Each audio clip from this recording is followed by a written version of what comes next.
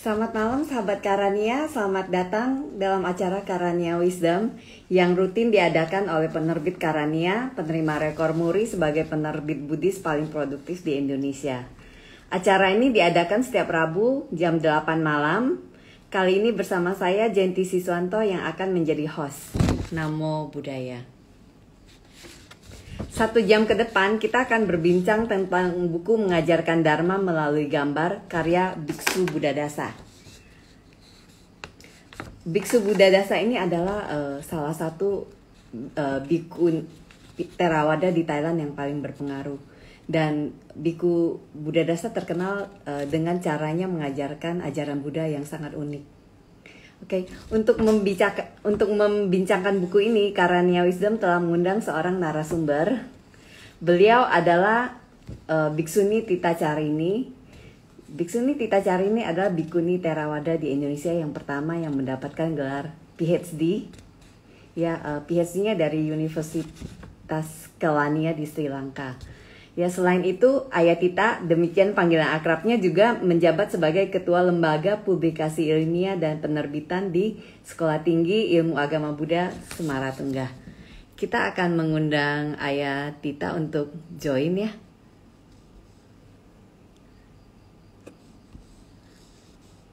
Kita sambil menunggu koneksi. Selamat malam Ayah. Malam Ibu. Senang sekali bertemu lagi dengan Ayah. Ya, terima kasih Bu atas undangannya untuk bergabung dengan Karania Wisdom. Gimana kabarnya Ayah selama masa pandemi ini? Lumayan baik, dan ternyata ketika masa pandemi itu malah lebih sibuk ya. Kalau gitu ya. Kalau biasanya kalau sebelum pandemi kan, misalnya kalau Dhamma di sana sehari cuma sekali ya. Sekarang kadang bisa seperti makan obat, webinarnya bisa 3 hari sekali. Oh ya? Iya. Saya juga suka ikut webinar yang dari Semaratunggah ya, Ayah. Iya, terima kasih. Iya. Itu narasumbernya ya? Iya. Kenapa ya?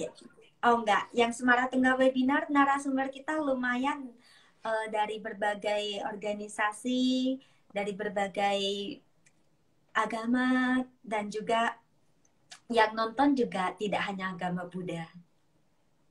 Luar biasa. Ayah bisa cerita tentang buku ini, Mengajarkan Dharma melalui Gambar? Oh iya. Menurut Ayah gimana bukunya? Ya, Bapak Ibu dan juga saudara-saudara Sarma yang berbahagia, ini kelihatan ya, ini merupakan buku yang tentang mengajarkan Dharma melalui gambar, ditulis oleh Yang Mulia Buddhadasa, dan yang lebih luar biasanya lagi diterjemahkan oleh Bu Jenti sendiri. Dan saya sudah melihat dan membaca buku ini, cukup menarik.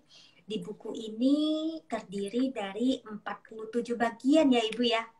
47 bagian, dan dia itu tidak banyak tulisan-tulisannya. Tapi berisi gambar-gambar yang menarik. Tadi katanya, oh Ayah ini banyak yang salah persepsi, dikirain ini buku tentang meditasi yang berat. Ternyata tidak berat sama sekali. Bahasanya sangat ringan, apalagi dengan adanya gambar-gambar.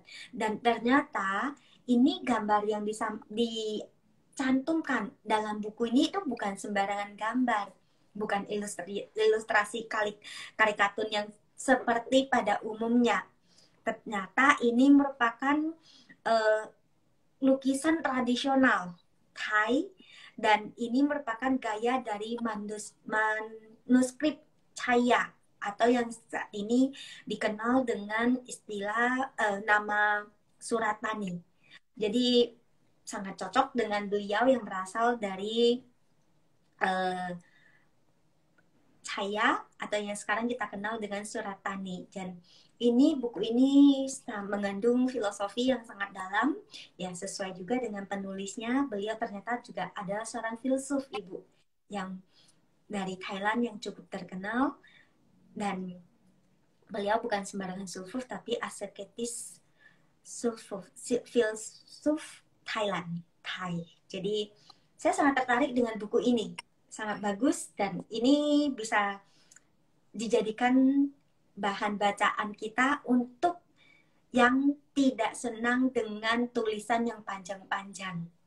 Demikian Ibu. Saya mau cerita sedikit ya tentang proses penerjemahan buku ini ya. Ya, silakan, silakan. Waktu saya diminta untuk terjemahin ya, saya lihatnya, oh ini banyak gambarnya, tulisannya sedikit-sedikit, saya pikir gitu ya. Jadi ketika saya diminta oleh muridnya Ajahn Buddhadasa yang kebetulan saya kenal orang Thailand, saya bilang, oh oke, nggak masalah gitu. Saya pikir gampang. Tapi setelah setelah saya mulai proses penerjemahan, ini kelihatannya kan gambar, tulisannya kan sedikit ya cuma begitu Ya, aja. benar. Saya harus untuk menerjemahkan satu gambar itu saya harus baca berkali-kali karena bagi saya sulit untuk mengerti. Kita harus mengerti keseluruhan konsepnya baru bisa menerjemahkan kan Ayah ya. Benar, Jadi benar. bagi saya tuh sulit sekali gitu untuk memahami makna dari Ajahn Buddhadasa lewat gambar-gambar ini. Nah, saya pengen tahu nih, menurut Ayah ya bagian yang paling menarik dari buku ini apa? Karena kan banyak sekali ya gambarnya ya, dan perenungannya juga banyak sekali gitu. Yang Ayah paling suka bagian yang mana? Ini, bagian ini Ibu. Kelihatan? Oh iya, Yang 3 corak ya? 28. 3 jenis nafsu keinginan, Ayah. Benar sekali. 3 jenis nafsu keinginan. Mungkin Bisa jelaskan? Kok Ayah tertariknya hanya dengan yang judul ini nggak sampai ini loh Bu, nggak sampai 1 halaman full, nggak sampai 200 kata, tapi ya seperti yang Ibu sampaikan, beda Ibu, beda seorang filsuf dengan seorang penulis biasa. Biasanya kalau seorang filsuf yang berbicara atau menulis itu lebih mengajak kita untuk berpikir lebih keras untuk bisa memahami sesuatu. Dan ini sangat bagus sekali. Saya sangat tertarik dengan yang ini. Di sini juga mungkin mohon izinnya ya Ibu ya untuk sharing bagaimana sih kita bisa memahami 3 jenis keinginan ini yang biasanya kita mungkin diantara kita itu berpikir 3 jenis keinginan ini sangat jauh dan sangat muluk-muluk. Ternyata enggak, ini sangat dekat dengan kehidupan sehari-hari kita. Nah, di sini di bukunya Mengajarkan Dhamma melalui gambar yang ditulis oleh beliau yang mulia Buddhadasa almarhum, di sana bisa kita lihat terdapat 3 seekor gajah yang dia menyedot air di 3 kolam. Ternyata 3 kolam ini melambangkan satu keinginan akan kesenangan indrawi, yang kedua keinginan hidup terus-menerus, dan yang ketiga keinginan akan memusnahkan kehidupan. Dan kita kan tahu ya dalam agama Buddha itu keinginan merupakan sumber dari penderitaan. Dan itu sangat jelas sekali dikatakan dalam hukum kesunyatan mulia itu, di mana yang menjadi sumber duka yang bisa membuat kita senang maupun membuat kita sedih itu adalah keinginan, tanha. 3 keinginan ini, kita seperti seekor gajah yang haus, yang ingin terus minum dan minum untuk menghilangkan hausnya kita. 3 keinginan ini yaitu keinginan kesenangan indrawi, keinginan untuk hidup terus-menerus, dan keinginan untuk memusnahkan kehidupan. Kalau kita lihat dari bahasa Palinya itu kama tanha, bawa tanha, wibawa tanha. Lalu bagaimana sih kita menginterpretasikannya dalam kehidupan sehari-hari kita? Ini sangat menarik. Keinginan untuk kesenangan indrawi. Kita ngambil contoh saja. Kita sebagai manusia yang terdiri dari nama dan rupa, kita biasanya selalu bagaimana sih memenuhi, yang paling pertama adalah rupa ini, yaitu kalau kita secara kalau kita objek-objek dan indera-indera ini, indrawi, kita lihat sebagai manusia, ada nggak sih yang pengennya makannya yang nggak enak saja? Pasti di antara kita pengennya yang makanan-makanan enak untuk memuaskan indera pengecap kita. Ini yang paling lazim terjadi dan sangat sering bahkan. Dan ternyata kalau kita tidak berhati-hati ini akan menjadi masalah. Contohnya yang seperti apa sih? Kok bisa hanya untuk memuaskan kesenangan indera ini bisa menjadi masalah. Misalnya sebagai perumah tangga, iya, sebagai perumah tangga katakanlah ketika sudah ini sering saya sampaikan, karena lidah ternyata yang tidak lebih dari segini itu selalu bisa menjadi masalah dalam kehidupan rumah tangga. Misalnya, seorang suami yang sudah bekerja lelah, perjalanan bayangannya sudah bagus nih. Wah, pulang istri saya pasti masakin ayam goreng untuk saya. Karena dia pengen banget ayam goreng. Sudah terbayang-bayang nih Bu, ayam goreng. Ternyata begitu sampai lu rumah, buka tudung saji, yang ketemu bukan ayamnya, tapi calon ayamnya. Telur goreng jadinya. Akhirnya apa? Tidak bisa. Indera pengecapnya tidak bisa dipuaskan sesuai dengan keinginannya dia. Nah, bisa terjadi berantem dengan istrinya. Ini sudah saya kasih uang belanja yang banyak buat masak enak. Saya pengennya ayam goreng, kenapa dapatnya calon ayam goreng? Nah, ini. Ketika ini terjadi, ini akan menjadi masalah. Ini contoh sederhana bagaimana kita sebagai manusia selalu berusaha untuk menyenangkan indera kita. Lalu dengan pendengaran kita, ada nggak sih yang pengennya dengarnya yang kata-katanya nggak enak aja? Enggak, kita selalu pengennya apa? Selalu dipuja-puji. Kalau dengarnya pengennya yang bagus-bagus. Ketika mendengarkan yang tidak enak, akhirnya timbul perasaan yang tidak menyenangkan. Nah, ini Bapak Ibu, keinginan untuk memusnahkan kehidupan. Sebenarnya bukan berarti harus bunuh diri, tidak. Untuk eksis terus. Ini nanti bisa kita lihat di keinginan untuk memusnahkan kehidupan itu sebenarnya dalam kehidupan nyata kita itu seperti apa. Kita balik dulu ke yang 2 sebelum kita lanjut ke yang 3 ya. Keinginan untuk hidup terus-menerus. Kalau kita lihat dari bawah tanha, hidup terus-menerus ini yang bagaimana untuk bisa eksis. Untuk bisa eksis.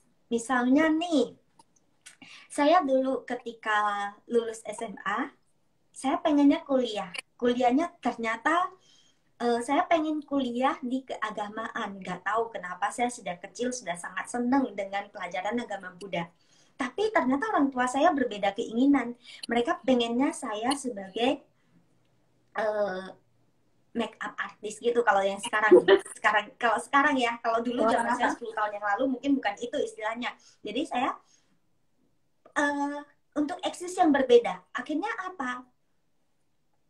Saya pengennya begini, orang tua saya pengennya begitu. Tapi karena keinginan orang tua lebih kuat, saya akhirnya mengikuti itu. Ternyata itu tidak sesuai dengan keinginan. Nah, di sini muncul yang namanya wibawa tanha. Keinginan untuk memusnahkan kehidupan. Kehidupan yang seperti apa? Kehidupan yang seperti yang diinginkan oleh orang tua saya. Terjadi penolakan. Jadi, di sini kita lihat 3 jenis keinginan ini. Kalau kita melihat, ternyata penolakan itu sendiri juga termasuk dari loba itu. Loba, keinginan untuk mencapai apa yang diinginkan. Ketika itu tidak tercapai, terjadi penolakan. Ya kan? Nah, penolakan ini bisa terjadi kenapa? Karena ada yang diinginkan itu tidak didapatkan. Ini yang terjadi dalam kehidupan sehari-hari kita. Seperti yang tadi saya bilang, pengennya menyenangkan lidah dengan ayam goreng, ternyata dapatnya calon ayam goreng. Di sini keinginan nafsu indrawinya, keinginan terhadap ayam goreng. Maunya adanya ayam goreng. Bahwa tanha. Tetapi karena tidak ada ayam goreng, yang muncul adalah telur ayam goreng, terjadi penolakan. Nggak mau ini adanya, yang keluar ini nggak mau telur goreng, harusnya ayam goreng. Nah ini, jadi di sini Bu, secara sederhana bisa kita pahami ternyata keinginan untuk kesenangan indrawi, pemuasan untuk indera-indera kita itu sesederhana itu, harus bagaimana kita pahami. Dan keinginan untuk bisa eksis, untuk bisa hidup terus-menerus, apa yang kita inginkan itu terwujud. Nah itu keinginan untuk hidup terus-menerus. Dan ketika keinginan kita, apa yang kita inginkan tidak terwujud, terjadi penolakan. Nah, ini yang dikatakan sebagai keinginan akan memusnahkan kehidupan. Kehidupan yang apa? Kehidupan terhadap hal yang sudah eksis, yang tidak kita inginkan, ingin kita singkirkan. Seperti tadi, ingin mendengarkan juga. Tadi yang saya bilang, ingin mendengarkan suara yang enak. Ternyata yang muncul adalah suara yang tidak enak. Dan kita ingin menyingkirkan suara-suara yang tidak enak ini, tidak mau dengar. Nah ini Bu, jadi tiga hal ini, tiga keinginan ini ternyata sangat dekat dengan kehidupan sehari-hari kita. Dan jika kita bisa memahami ini dengan baik, dan satu hal yang tadi belum saya sampaikan, ini sangat eratnya dengan loba, dosa, dan moha. Kalau yang keinginan pertama, keinginan akan kesenangan indrawi, keinginan untuk hidup terus-menerus, itu lebih dekat ke loba. Dan yang ketiga, keinginan untuk memusnahkan kehidupan, itu lebih ke dosa, karena penolakan. Dan ini bisa muncul karena apa? Karena kebodohan kita, moha kita, yang tidak bisa melihat segala sesuatu dengan sebagaimana apa adanya. Nah, ini yang membuat kita selalu menderita dalam kehidupan sehari-hari. Ketika kita bisa menyadari ini, kita tahu akan, oh apa sih yang membuat saya pagi ini atau hari ini senewan gini? Oh iya benar, tadi malam saya itu pengen ayam goreng tapi dapat calonnya. Ketika tahu ini, ya sudah, adanya ya begini, ya sudah saya terima. Akhirnya kan tidak muncul lagi yang dua ini. Tidak muncul keinginan untuk mewujudkan apa yang kita inginkan, dan ketika itu tidak muncul, kita tidak berusaha untuk menyingkirkan, tapi kita berusaha menerima apa adanya, bukan adanya apa. Kalau adanya apa, nanti yang terjadi adalah komplain, dan komplain. Gitu Ibu. Oke, Jadi baik. sangat menarik. Ya, baik, sahabat Karania, Anda juga dapat berkesempatan mengajukan pertanyaan selama perbincangan dengan Ayah berlangsung. Kami informasikan bahwa 3 pertanyaan yang terpilih akan berkesempatan mendapatkan hadiah buku yang tengah dibahas malam hari ini. Jadi ikutin terus acara ini. Sambil kita menunggu pertanyaan dari sahabat Karania, saya ingin berkonsultasi sedikit sama Ayah ya. Dalam proses penerjemahan ada satu bagian yang ketika saya menerjemahkan itu konsepnya sampai membuat saya menangis Ayah, yaitu perenungan tentang kematian. Saya ketika menerjemahkan bagian itu ya, saya seperti mendapatkan sebuah pencerahan gitu tentang kehidupan saya. Waktu itu anak saya masih kecil ya, masih balita ketika saya menerjemahkan buku ini. Ini diterbitkan sebentar, tahun 2008 ya. Kayaknya saya menerjemahkannya mulai sekitar 2007 ketika anak saya tuh 4-5 tahun gitu. Ayah bisa bercerita sedikit nggak? Karena situasi kita dalam 1 tahun terakhir ini berkaitan erat dengan kematian ya, karena pandemi tersebut. Iya, apalagi saat ini kita bisa melihat di India mayat-mayat bergelimpangan. Ya, sebelum kita berbicara tentang mayat-mayat yang terjadi eksis saat ini, kita lihat dulu ke buku ini. Di mana di buku ini bisa kita lihat tadi juga sudah dilihat, ini ada di halaman 59 hingga halaman 70. Meskipun tidak banyak gambar yang dimunculkan, tetapi ini benar-benar bisa menjadi perenungan yang sangat efektif untuk kita, khususnya bagi kita yang sangat atau selalu mengagung-agungkan tubuh jasmani ini, tubuh jasmani ini. Misalnya kita lihat, kita sebagai manusia biasa, ketika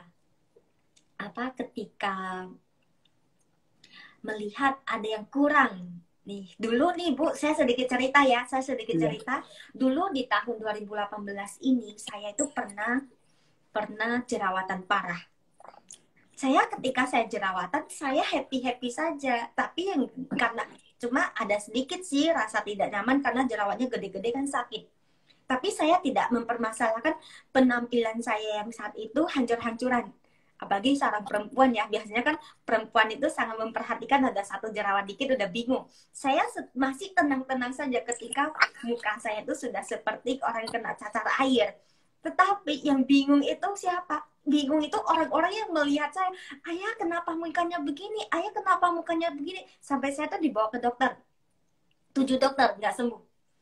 Tapi secara berjalannya waktu itu pelan-pelan bisa sembuh sampai bisa pulih kembali seperti saat ini. Nah, ini akan menjadi sangat menderita kalau kita terikat dengan tubuh jasmani ini.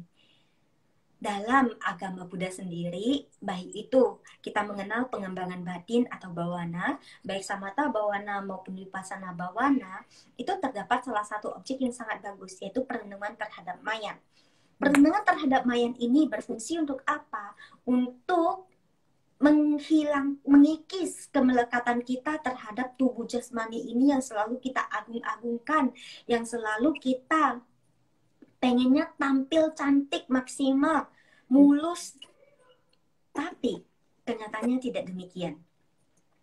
Dan ini kalau misalnya kita melihat langsung, ini kan mungkin sulit untuk melihat wajah kita yang perubahannya. Tapi ketika kita dibantu dengan perenungan tentang mayat, di mana kita lihat tubuh ini yang awalnya begitu cantik bagi seorang perempuan, yang begitu ganteng bagi seorang pria, pada akhirnya semua akan mengalami proses yang sama, yaitu ketika nafas tidak lagi bersama kita, tubuhnya akan berbaring kaku. Kalau kita lihat dari gambar ini bisa dikatakan ini proses awal ketika nafas sudah tidak lagi bersama kita.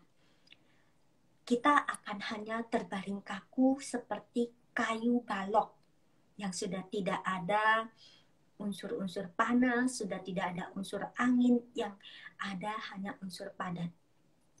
Seiring berlalunya waktu, tubuh ini yang kalau kita lihat saat ini kan kita segar ya Bu ya.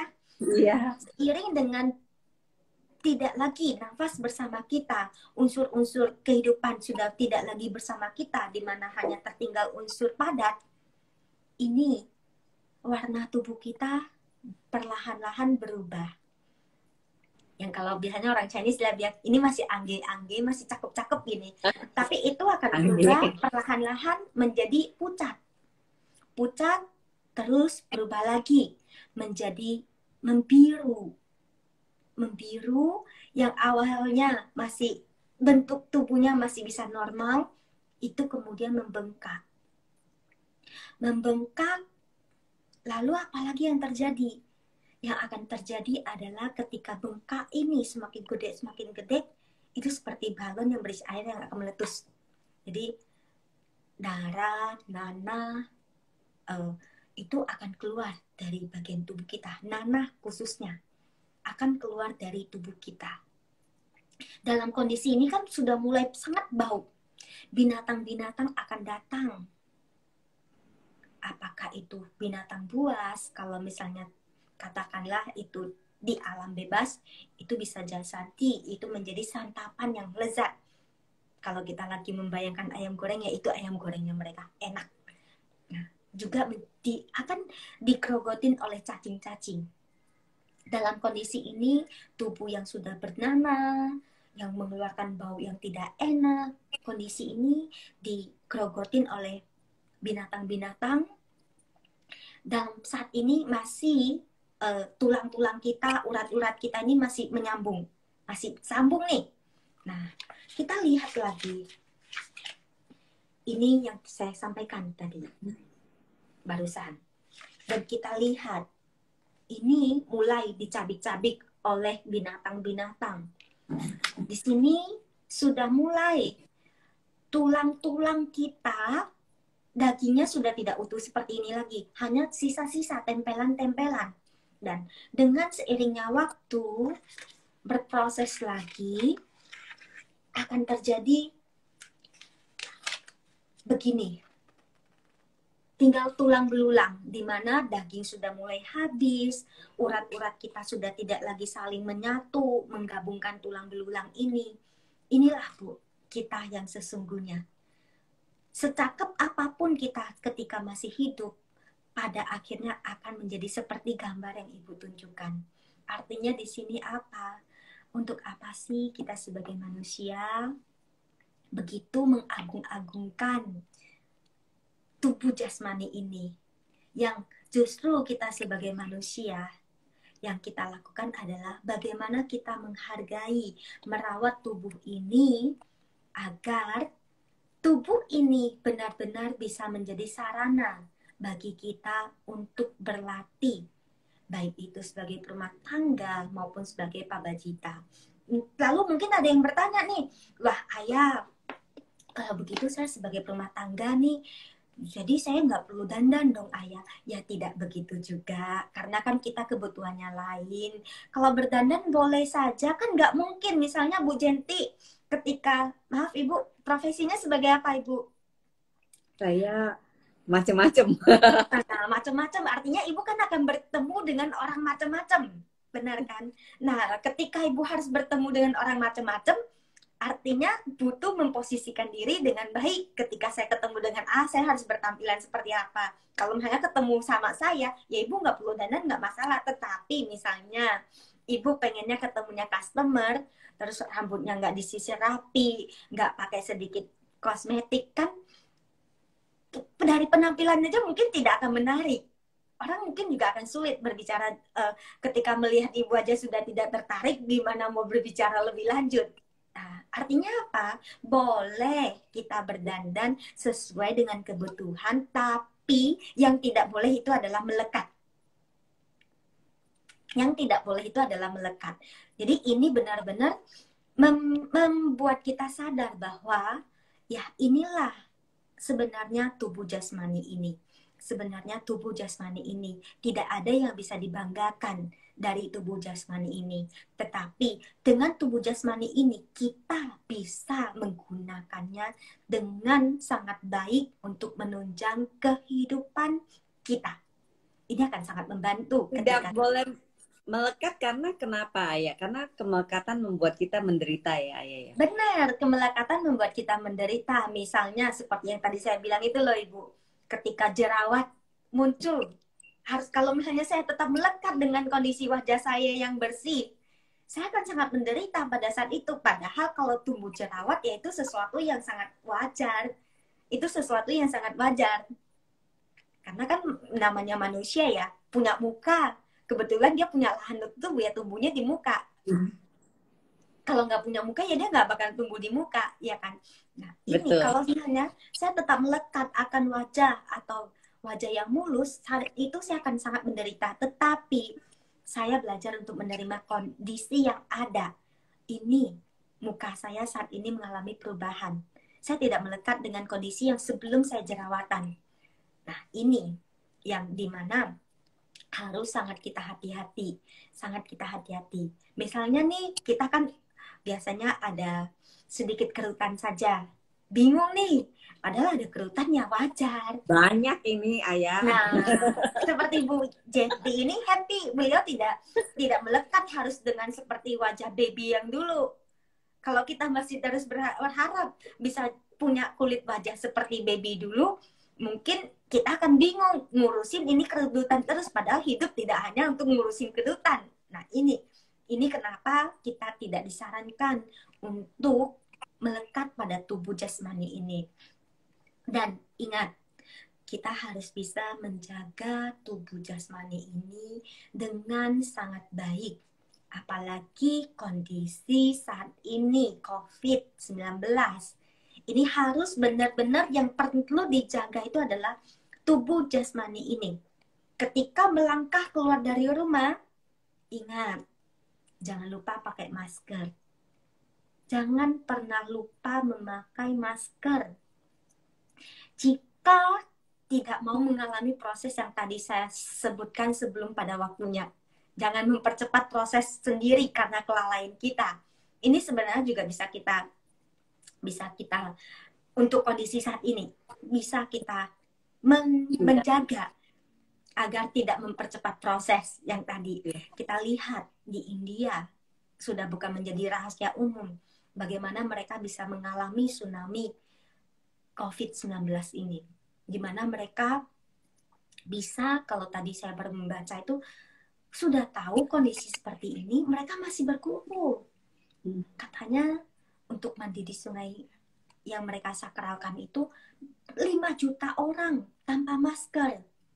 Terus ya kemarin dibilangin gini, ayah mohon doanya biar India bisa segera terbebas. Saya bilang ini jangankan saya yakin dan percaya Tuhan saja tidak mampu. Kenapa? Karena manusianya sendiri tidak mau menjaga fisiknya. Tidak mau menjaga fisiknya, mengendalikan fisiknya terlebih dahulu. Jadi, ayo, untuk bisa hidup sehat, khususnya di saat ini, pemerintah juga sudah begitu mendorong kita untuk bisa bagaimana menerapkan 5M ini. Yang pertama adalah memakai masker, sering mencuci tangan, menghindari kerumunan, dan juga menjaga jarak dan mengurangi mobilitas. Ini, ayo, fisik ini kita kendalikan agar tidak mempercepat proses yang saya sebutkan tadi. Demikian, Ibu. Renungan tentang kematian ya ayah, itu juga bisa menjadi salah satu motivasi kita untuk lebih menghargai kehidupan kita supaya bisa melakukan yang terbaik di kehidupan sekarang. Bener nggak ayah begitu? Benar sekali. Kalau kita nggak ada fisik gimana coba? Bisa nggak sih? Saat ini kita tidak ada fisiknya, Bu. Kita nggak bisa, mungkin bisa IG live seperti hari ini. Iya benar. Benar. Ayah, ini sudah ada pertanyaan yang masuk dari sahabat Karania. Iya. Pertanyaan pertama dari Lausu Cindy.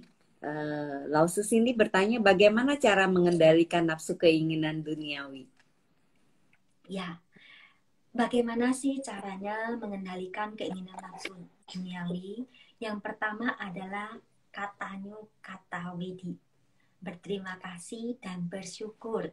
Ketika kita memiliki rasa berterima kasih dan bersyukur, maka di sini kita akan bisa menerima berbagai kondisi, baik kondisi yang menyenangkan maupun bagaimana kondisi yang tidak menyenangkan. Ketika kita bisa bersyukur dan berterima kasih, akan mengurangi penolakan-penolakan yang ada dan akan mengurangi kemelekatan kita terhadap akan satu hal dan akan mengurangi keinginannya kita. Tadi kita sudah tahu bahwa sumber penderitaan adalah keinginan mewujudkan apa yang kita inginkan maupun keinginan untuk menyingkirkan apa yang tidak kita inginkan, yang tidak mau kita mau.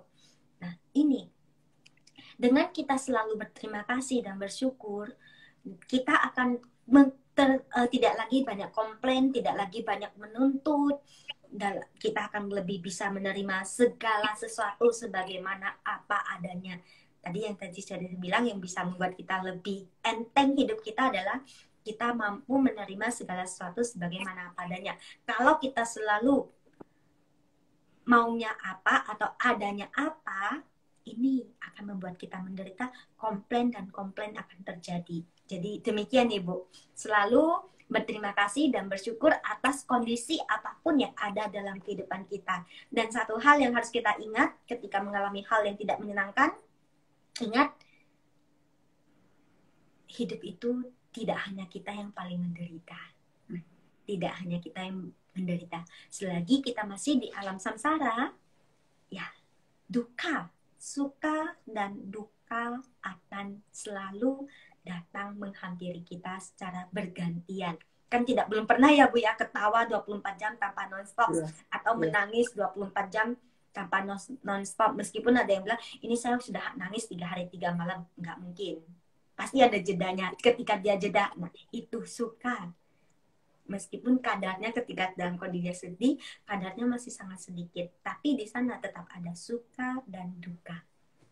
Demikian. Maksudnya kita tidak hanya kita yang menderita, maksudnya supaya kita tidak mengasihani diri kita ya Ayah ya. Bahwa sebenarnya semua orang juga punya deritanya masing-masing gitu. Iya. Begitu ya Ayah? Iya. Selain kita tidak hanya mengasihani diri kita, saya rasa mengasihani diri kita itu sangat penting Ibu. Agar kita bisa benar-benar mencintai diri kita, menerima diri kita sebagaimana apa adanya. Di sini adalah biar kita bisa ada rasa puas yang muncul pada diri kita. Karena kalau kita tidak demikian, kita akan selalu melihat, oh si A lebih baik, si B lebih baik. Padahal yang tidak lebih baik dari kita itu juga masih sangat banyak. Nah, bagaimana kita belajar dari kondisi-kondisi yang seperti itu? Ketika kita tidak hanya mendongak lihat ke atas, tapi kita juga bisa melihat ke bawah, kita akan, oh hidup saya jauh lebih baik dari yang lain. Demikian. Baik Ayah, ini ada pertanyaan berikutnya dari Agustina Halim 89. Apakah dengan cara berlatih meditasi bisa membantu kita untuk mengurangi loba, dosa, dan moha? Ini mungkin dikaitkan dengan 3 nafsu yang Ayah jelaskan tadi ya, yang renungan di halaman 28 ya Ayah ya? Iya. Nah, ini Agustina Halim 89 harus beli bukunya kayaknya Ayah ya. Di gambar ini kan ya. Benar, biar tahu ya Bu ya, biar bisa lebih meresapi. Meditasi itu, ingat, meditasi ada 2. Latihan meditasi dengan praktek meditasi. Meditasi bisa nggak sih membantu kita untuk seperti itu? Bisa, kalau kita mempraktekannya. Kalau hanya selamanya berlatih, kita tidak akan tahu hasilnya. Benar nggak sih saya bisa mengurangi loba dosa dan terjadi pada diri kita? Untuk bisa, contohnya begini, untuk duduk diam, itu kan batin kita apalagi dalam kondisi yang sunyi, kondisi yang sepi, kondisi yang tenang, ini batin akan sangat mudah untuk diajak tenang. Loba, dosa, dan moha boleh dikatakan mungkin pada saat kondisi seperti itu tidak akan muncul. Tetapi pada saat buka mata nih Bu, pada saat buka mata, ini adalah saatnya kita mempraktekkan hasil meditasi kita yang katanya duduk bisa sampai 1 jam dengan tenang, bahagia, rileks. Ketika buka mata, lihat bagaimana meditasi bisa membantu kita. Katakanlah pada saat kita mendengar orang lain mengatakan hal-hal yang tidak menyenangkan pada diri kita, tentang diri kita. Pada saat itu, kita cek batin kita. Ketika mendengar suara itu, apakah batin saya itu masih bisa tenang? Untuk bisa tenang, caranya bagaimana? Caranya adalah menangkap objek hanya sebagai objek. Kata-kata yang tidak menyenangkan itu hanya objek suara. Itu bisa menyenangkan dan tidak menyenangkan jika kita memberikan penghakiman atau penilaian. Nah, ini. Tapi ketika kita kita orang meditator, katakanlah demikian, atau bukan meditator, nggak usah sampai meditator, seorang rumah tangga biasa yang sudah biasa melatih meditasi, kita lihat, cek batin kita, saya tenang tidak ketika mendengar itu. Ketika misalnya timbul kegelisahan, timbul kemarahan, wajar tidak? Wajar. Yang menjadi tidak wajar adalah reaksi yang kita berikan. Kalau kita marah, nah ini yang akan membuat kita menderita. Tetapi ketika kita selalu mindful, seperti halnya pada saat kita meditasi, ini kita bisa melihat, oh ini hanya objek, sekedar objek. Mendengar, ya hanya mendengar. Kita tidak mengatakan ini kata-katanya mencaci saya, ini sedang memuji saya. Ini batin kita akan tenang. Dengan demikian, kita akan mampu menerima segala sesuatu sebagaimana apa adanya. Dan ketika kita mampu menerima segala sesuatu sebagaimana apa adanya, moha secara perlahan-lahan itu akan terkikis. Dengan terkikisnya moha, ini loba pun akan perlahan-lahan terkikis. Artinya apa? Kita tidak selalu menuntut untuk menginginkan kata-kata yang menurut kita menyenangkan saja. Dengan demikian, orang mengatakan apapun, menyenangkan maupun tidak menyenangkan, itu tidak akan muncul penolakan. Nah, dosa akan perlahan-lahan terkikis. Jadi demikian. Untuk meditasi harus dua hal.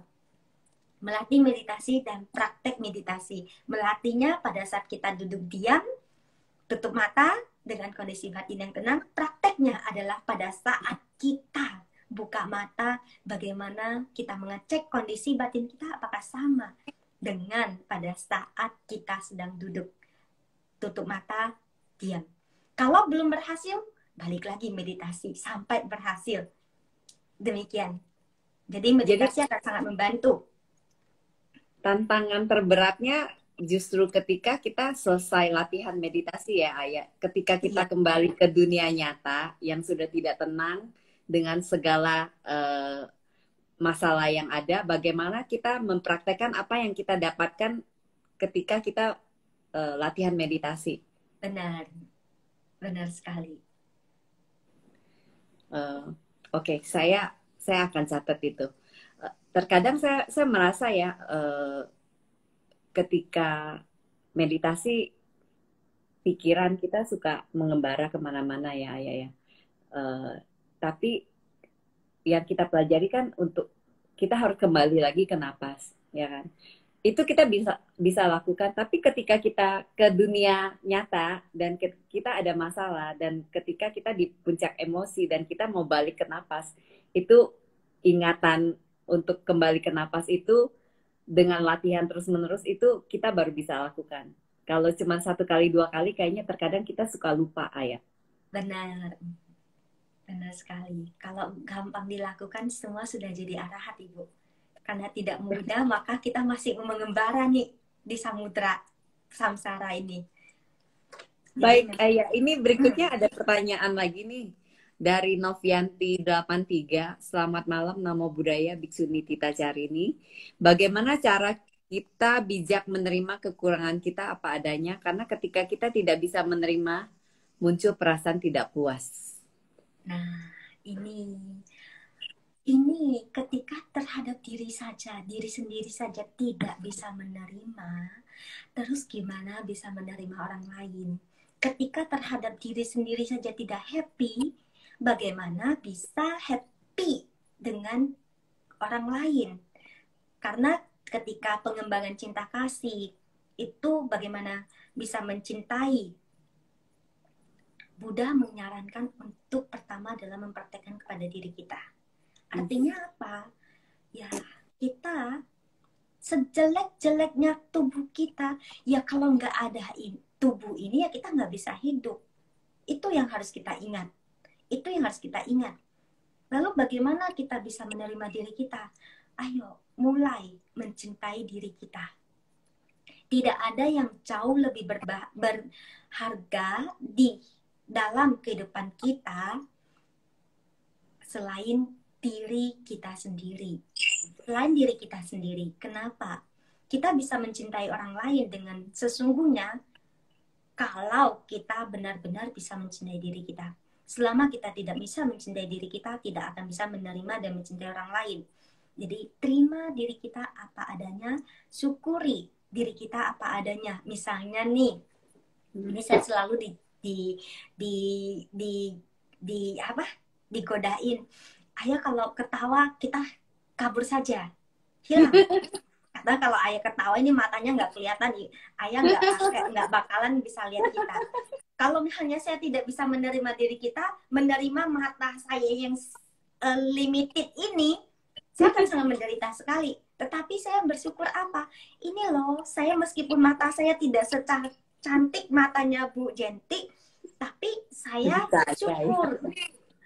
Saya punya mata, saya bisa lihat. Ada yang nggak punya mata, nggak bisa lihat.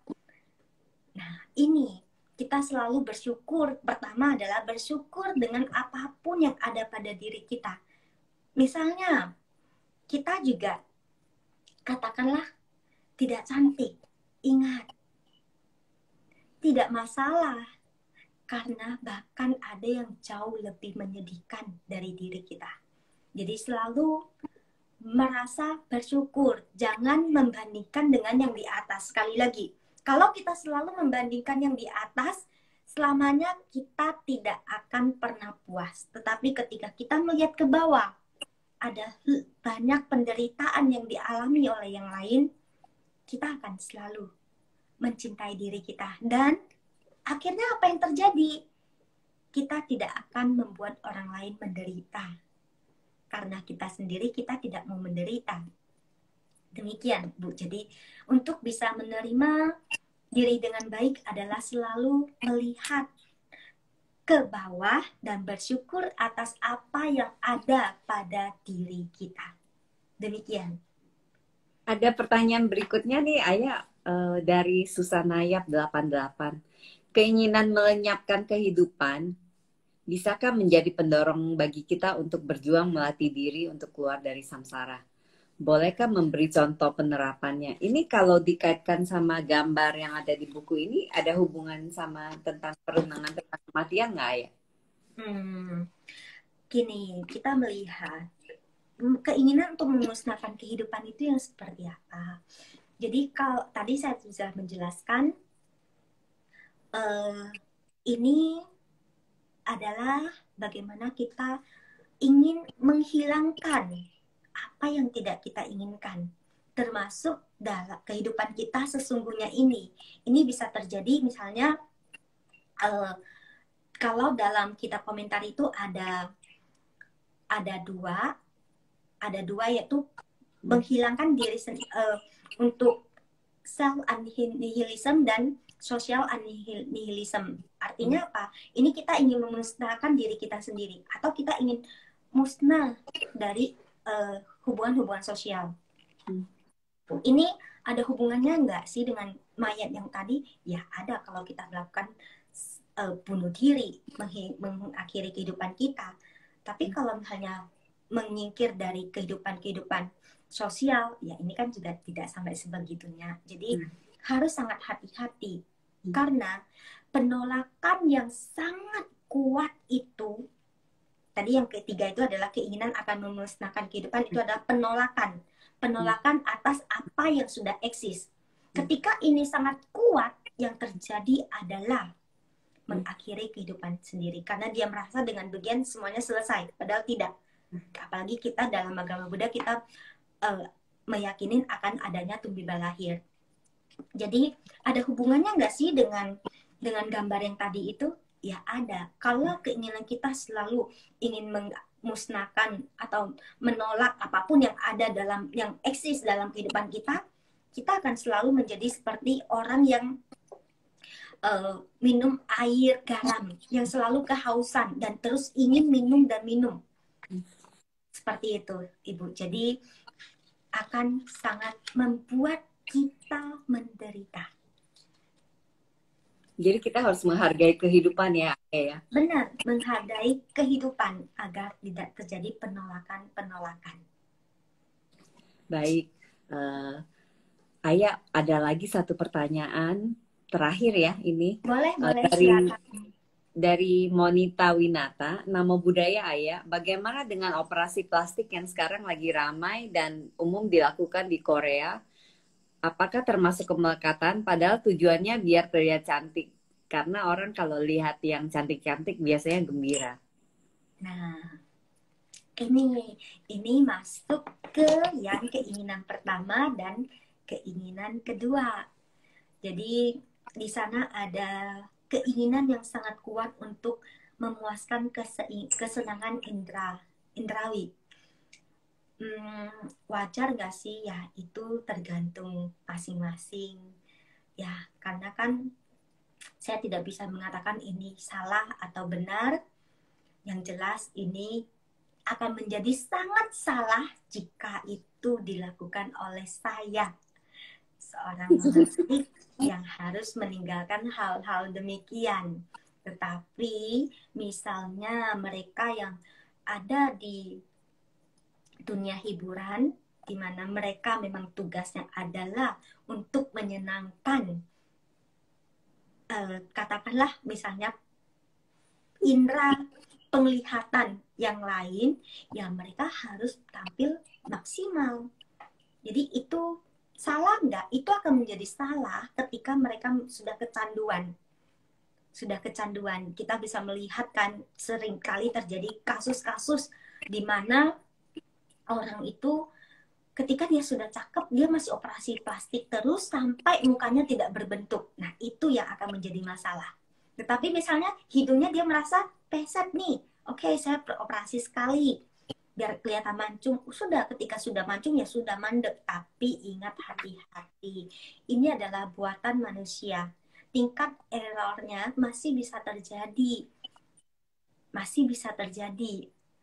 Ketika itu terjadi, akan timbul penderitaan yang baru lagi. Dan saran saya sih adalah terimalah diri kita apa adanya. Ketika kita happy akan terpancar energi positif. Seburuk apapun penampilan kita, kalau kita happy, kita memiliki cinta kasih, siapapun akan nyaman dengan kita. Tapi ketika kondisi batin kita tidak kita jaga dengan baik, misalnya penuh dengan kebencian, mau operasi secantik apapun, siapapun tidak akan pernah nyaman dengan kita. Demikian, Ibu. Oke, baik, Ayah. Karena waktu kita, walaupun masih ada beberapa pertanyaan yang kita tidak sempat jawab, mungkin nanti bisa langsung DM ke Ayah Tita ya. Ayah Tita, kita akan memberikan hadiah buku ini kepada 3 pemenang. Ayah ada rekomendasi nggak yang mana? Wah, ini agak sulit ya. Kalau kita first come first serve. Oke. Kalau gitu berdasarkan urutan yang bertanya ya, Ayah ya? Iya, benar. Oke. Berarti untuk Lausu Cindy, Agustina, dan Susanayap 88, 3 pertanyaan pertama ya, tolong DM @penerbit Karania, nama, alamat, dan nomor HP kalian, buku akan kita kirimkan nanti. Oke, baik ya. Sebelum kita akhiri acara ini, Ayah ada pesan untuk sahabat Karania sebagai penutup? Sebagai penutup, baik sahabat Karania, agar kita bisa hidup bahagia, yang pertama yang harus kita lakukan adalah terima diri kita sebagaimana apa adanya, terima kondisi-kondisi yang lain sebagai mana apa adanya. Kenapa? Karena ketika kita tidak bisa menerima segala sesuatu sebagaimana apa adanya, akan selalu muncul keinginan yang tadi untuk menyenangkan nafsu indrawi kita, keinginan untuk bisa terus eksis atau mewujudkan apa yang menjadi keinginan kita. Ketika itu muncul, itu menjadi keinginan lagi untuk memusnahkan dalam wujud penolakan. Dan ini adalah sumber penderitaan kita. Jadi terima diri kita padanya, selalu berterima kasih dan bersyukur atas kondisi apapun yang ada pada diri kita. Dan yang satu, khususnya dalam kondisi pandemi saat ini, biar kita tidak mempercepat proses yang ada di perundungan mayat itu, maka jagalah fisik ini dengan baik. Yang terpenting terapkan 5M agar kita terhindar dari percepatan proses perenungan mayat yang tadi kita ceritakan. Demikian Ibu. Iya, baik. Terima kasih Ayah. Semoga apa yang kita bincangkan malam ini berguna bagi sahabat Karania. Terima kasih. Sebagai bentuk apresiasi dari Karania kepada Ayah yang telah berbagi di acara Karania Wisdom ini, penerbit Karania akan memberikan membership, yaitu keanggotaan Karania Book Club, Ayah. Ya, terima kasih. Saya sangat senang dengan buku-buku yang ada yang dari Karania karena sangat luar biasa dan juga bahasa terjemahannya itu sangat mudah dipahami. Terima kasih dan saya yakin dan percaya dengan penerbit Karania yang begitu giat tekun menerjemahkan buku-buku yang bagus, ini akan sangat membantu pelestarian agama Buddha, ajaran Buddha di Nusantara. Terima kasih. Terima kasih Ayah. Baiklah, kalau begitu kepada sahabat Karania, terus ikuti acara Karania Wisdom setiap Rabu jam 8 malam. Untuk itu tolong follow account Instagram @penerbitkarania agar tidak ketinggalan. Bagi sahabat Karania yang menginginkan buku berkualitas kami, silakan hubungin Karania melalui WA nomor 081 315 315 699 atau www.karania.com dan juga bisa dibeli di Tokopedia dan Shopee. Untuk buku ini mengajarkan Dharma melalui gambar. Kalau mau beli bisa di www.karania.com akan mendapatkan diskon sebesar 30% untuk pembelian hari ini dan 2 hari ke depan. Ya, jadi jangan lupa ya, segera beli bukunya. Perenungannya salah satunya sudah dijelaskan oleh Ayah dan bakal mendapatkan banyak pencerahan di buku ini. Terus juga sahabat Karania juga bisa mendaftarkan diri menjadi anggota Karania Book Club untuk mendapatkan special cashback dan benefit lain untuk mengakses buku-buku baru terbitan Karania. Silakan hubungin kami melalui WA di nomor yang sama atau website www.karania.com. Akhirnya, baca buku Karania dan jangan lupa hidup bahagia. Namo Buddhaya. Namo Buddhaya. Terima kasih. Selamat malam. Sampai jumpa.